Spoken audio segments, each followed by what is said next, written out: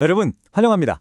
복잡하고 방대한 자료들을 시각적으로 아주 명쾌하게 풀어드리는 오늘의 분석 시간입니다. 오늘 우리가 파헤쳐볼 주제는요, 역사상 가장 치열했던 신학적 전쟁터라고 할 수 있죠. 바로 프로테스탄트 종교개혁의 아주 핵심 중의 핵심이었던 칭의에 관한 이야기입니다. 개혁주의 청교도 신학, 그리고 로마 카톨릭 교회가 이 칭의라는 개념을 두고 어떻게 정면으로 충돌했는지 그 생생한 논쟁의 한복판으로 지금 바로 들어가 보겠습니다. 자, 오늘 우리가 짚어볼 로드맵입니다. 핵심 논쟁부터 시작해서 전과와 주입이라는 두 가지 큰 개념을 비교하고요. 그 결정적 차이와 결론까지 쫙 한번 훑어보겠습니다. 바로 시작해볼까요? 첫 번째로 칭의를 둘러싼 이 거대한 전투, 그 핵심 논쟁부터 짚어보겠습니다. 자, 가장 본질적인 질문입니다. 과연 흠결투성이인 우리 인간이 어떻게 거룩한 신 앞에 당당히 그리고 의롭게 설 수 있을까요? 사실 이 거대한 질문 하나 때문에 기독교 역사가 둘로 나뉘었다고 해도 과언이 아닌데요. 두 전통은 완전히 다른 두 가지 해결책을 내놓습니다. 이 질문에 대해 개혁주의가 내놓은 첫 번째 답, 바로 법정적 선언인 전가입니다. 전가, 영어로는 imputation이라고 하는데요. 단어가 좀 딱딱하죠. 쉽게 말해서 회계 장부를 떠올리시면 됩니다. 누군가의 책임을 다른 사람 장부에 옮겨 적는 법정 용어거든요. 비유하자면 이런 거예요. 내 은행 계좌 잔고는 완전 마이너스인데 누군가 엄청난 자산을 내 계좌로 떡하니 이체해 준 겁니다. 청교도들은 이걸 외부로부터 오는 의라고 엄청나게 강조했어요. 내 안에서 쥐어짜낸 게 아니라 철저하게 밖에서 주어졌다는 뜻이죠. 이게 구체적으로 어떻게 작동하냐면요. 일종의 위대한 거룩한 교환이 일어나는 겁니다. 첫째로 내 장부에 있던 모든 빚과 죄가 십자가에 있는 그리스도의 장부로 넘어갑니다. 그리고 둘째로 그리스도가 평생에 걸쳐 이루신 그 완벽하고 깨끗한 의로움이 내 장부로 넘어오는 거죠. 서로의 옷을 완벽하게 맞바꿔 입는 거라고 생각하시면 됩니다. 여기서 정말 중요한 포인트가 하나 나옵니다. 이 전가라는 건요, 서서히 변하는 게 아니라 단번에 내려지는 법정적 선언이라는 거예요. 내가 하루아침에 완벽한 성인군자가 돼서가 아닙니다. 본질적으로 여전히 죄인이지만 그리스도라는 완벽한 옷을 입고 있으니까 재판장이신 하나님께서 망치를 땅땅땅 치면서 너는 무죄다 라고 즉각적이고 영구적으로 선언해 버리시는 겁니다.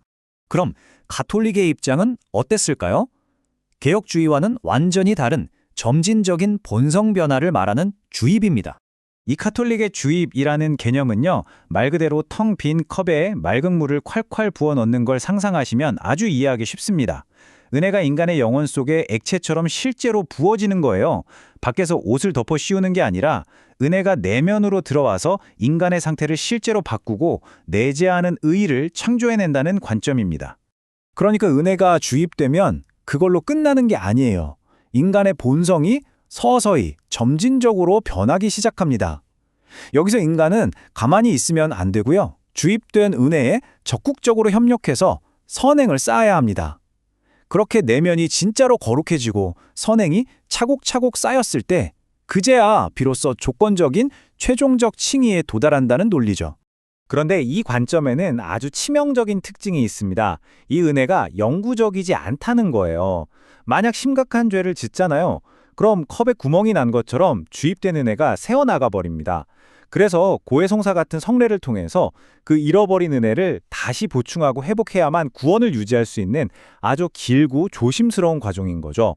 자, 이제 핵심 개념들을 다 살펴봤으니 이 두 교리가 어떻게 정면으로 부딪히는지 그 결정적 차이를 비교해 보겠습니다. 이 표를 한번 보실까요? 정말 흥미로운 지점인데요. 개혁주의는 이 의로움의 기원이 철저하게 외부, 즉 그리스도의 완벽함에 있다고 봅니다. 반면 카톨릭은 내 영혼 속에 형성되는, 그러니까 불완전할 수밖에 없는 내면에 초점을 맞추죠. 칭의와 성화의 관계도 마찬가지예요. 개혁주의는 신분이 바뀌는 것과 삶이 거룩해지는 것을 엄격하게 구분하지만 카톨릭은 내가 거룩해지는 만큼 의로워진다고 보면서 이 둘을 하나로 묶어버립니다. 역사적으로 이 논쟁이 왜 그렇게 치열했을까요? 사실 이 모든 논쟁의 끝판왕은 바로 구원의 확신 문제였습니다. 청교도들은 카톨릭의 주입교리가 필연적으로 사람을 불안하게 만든다고 비판했어요. 생각해보세요.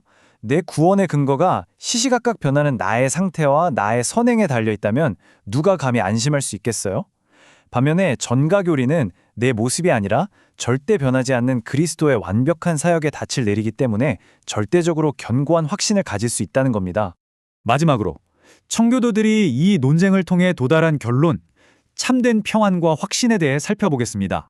영국의 위대한 청교도 신학자죠. 존 오웬이 이 상황을 아주 깔끔하게 정리해 줍니다. 우리가 신 앞에 당당히 설 수 있는 근거는 절대 우리 안에 주입된 어떤 알량한 도덕성이나 선행이 아니라는 거예요. 오직 외부에서 내 장부로 넘어온 완벽하게 전가된 그리스도의 의, 딱 그거 하나뿐이라는 겁니다. 명확하죠? 자, 여기서 오해하시면 안 되는 아주 중요한 구별점이 있습니다. 개혁주의라고 해서 거룩하게 사는 것, 즉 성화를 무시하느냐? 절대 아닙니다. 엄청나게 중요하게 생각해요. 하지만 그 거룩한 삶은 구원을 얻어내기 위한 원인이나 조건이 절대 아니에요. 이미 완벽하게 구원받은 사람에게서 자연스럽게 흘러나오는 필수적인 열매이자 증거일 뿐입니다. 순서가 완전히 다른 거죠. 결국 핵심은 이겁니다. 시시각각 변하고 흔들리는 내 자신의 모습에 기대면 우리 신앙은 필연적으로 불안할 수밖에 없잖아요. 나의 어떠함과 전혀 상관없이 오직 나에게 완벽하게 전가된 그리스도의 공로에만 온전히 기댈 때, 그때 비로소 인간은 흔들리지 않는 진짜 평안을 누릴 수 있다는 것이 청교도들의 굳건한 결론이었습니다.